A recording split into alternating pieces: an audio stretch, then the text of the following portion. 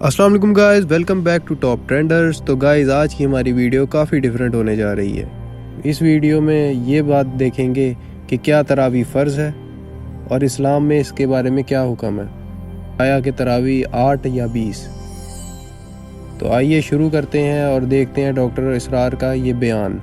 تراویح کا جو پس منظر ہے وہ بیان کر دینا چاہتا ہوں۔ دیکھیے، جیسا کہ ہم نے خطبے میں بھی دیکھ لیا، اللہ نے قیام اللیل جو ہے اسے فرض نہیں ٹھہرایا، تطوعا۔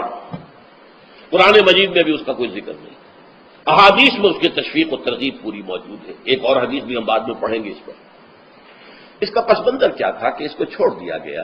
اب ظاہر بات ہے، مسلمانوں میں کمزور بھی ہیں، مسلمانوں میں وہ مزدوری کرنے والے بھی ہیں، روزہ تو فرض ہے ان پر، چاہے مئی کا مہینہ ہے اور گندم کاٹنی ہے، روزہ پھر بھی رکھنا ہوگا، یہ سب کچھ۔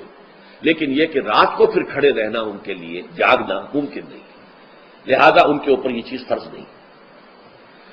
حضور نے تراویح کی نماز یا قیام اللیل نہ اسے فرض قرار دیا، نہ اس کے باجماعت کوئی اہتمام کیا مستقل۔ صرف 3 راتیں آپ نے جماعت کروائی ہے، اس میں 8 رکعتیں آپ نے پڑھی ہیں کہ جو آپ کا معمول تھا تہجد کا، وہ پڑھی، اور تہجد کے وقت ہی جماعت کرائی ہے۔ یہ ہے وہ حدیث۔ اس کے علاوہ کسی نماز تراویح جو ہے جو ہم پڑھتے ہیں 20 رکعتیں عشاء کے ساتھ متصل، اس کا کوئی ذکر نہ دور نبوی میں ہے نہ دور صدیق اکبر میں ہے۔ یہ دور حضرت عمر کی خلافت میں ہوا ہے، اور ہم نہیں کہہ سکتے کتنے سال کے بعد ہوا ہے۔ حضرت عمر رضی اللہ تعالیٰ عنہ کی خلافت کا دور جو ہے وہ تو 10 برس ہے، ہو سکتا ہے 5 برس کے بعد ہوا ہو، 6 برس کے بعد ہوا ہو، 12 ہوا ہے ان کے عہد میں۔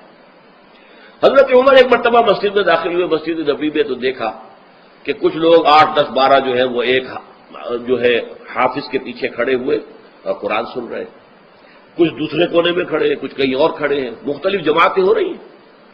تو انہوں نے سوچا کہ کیوں نہ ان سب کو ایک امام کے پیچھے جمع کر دیا جائے، اور اس کے لیے لوگوں کی سہولت کے لیے عشاء کے ساتھ متصل رکھ دیا جائے، اس لیے کہ تہجد کے وقت اٹھنا جو ہے وہ تو ہر کس و ناقص کا کام نہیں ہے، کہ عشاء کے بعد اگر تھوڑا سا اضافی وقت ہو صرف، تو یہ ہر شخص کر لے گا، مزدور بھی کر لے گا۔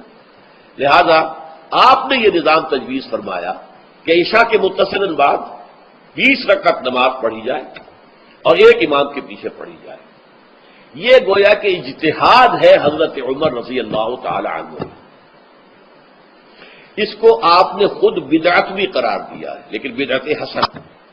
بدعت کس اعتبار سے؟ لغوی اعتبار سے، نئی بات، اس لیے کہ حضور کے زمانے میں نہیں تھی، تو یہ اس طریقے سے ایک نئی بات ہے۔ لیکن یہ بات چونکہ بہت اچھی ہے، بہت عمدہ ہے۔ آپ جب یہ نظام چل پڑا تو ایک دن مسجد میں آئے، دیکھا کہ بڑی بھری مسجد ہے، صحابہ کھڑے ہیں اور ایک امام کے پیچھے قرآن سن رہے ہیں۔ آپ نے فرمایا نعم البدعۃ ھذہ، یہ جو ہم نے نئی بات شروع کی ہے یہ بہت اچھی ہے، بہت عمدہ ہے۔ اب یہاں سے فرق واقع ہو گیا ہے۔ ایک تو اہل تشیع جو ہے وہ تو ویسے ہی حضرت عمر سے بہت دشمنی رکھتے ہیں، عناد رکھتے ہیں، تو حضرت عمر کے اجتہادات سے انہیں نفرت ہے، انہیں دوری ہے، چاہے وہ کوئی سا بھی حضرت عمر کا اجتہاد ہو۔ ہمارے ہاں اہل حدیث حضرات بھی در حقیقت حضرت عمر یا کسی اور خلیفہ راشد کے فعل کو وہ سمجھتے ہیں کہ یہ ایگزیکٹو آرڈرز ہیں، یہ ہمیشہ کے لیے نہیں ہے۔ حضرت عمر نے اپنے دور میں ایک نظام قائم کیا، ان کے دور کے لیے ٹھیک تھا، یہ ہمیشہ کے لیے نہیں۔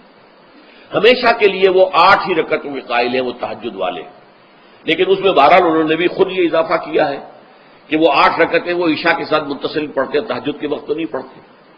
اور حضور نے تو صرف 3 روز جو ہے وہ کرائی تھی جماعت، وہ لوگ 30 دن یا 29 دن پڑھ رہے ہیں، تو اضافہ تو انہوں نے بھی کر دیا، وہ نظام میں تبدیلی تو ہو گئی۔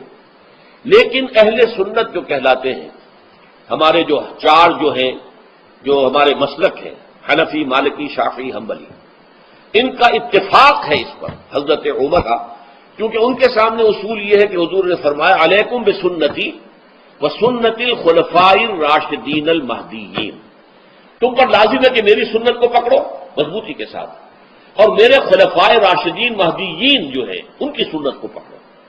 اس اصول سے یہ 4 فقہ جو ہیں حضرت عمر کے اجتہادات جو ہیں ان کو بھی پابندی سمجھتے ہیں کہ تمام عمر کے لیے، قیامت تک کے لیے امت مسلمہ پر ان کی پیروی لازم ہے۔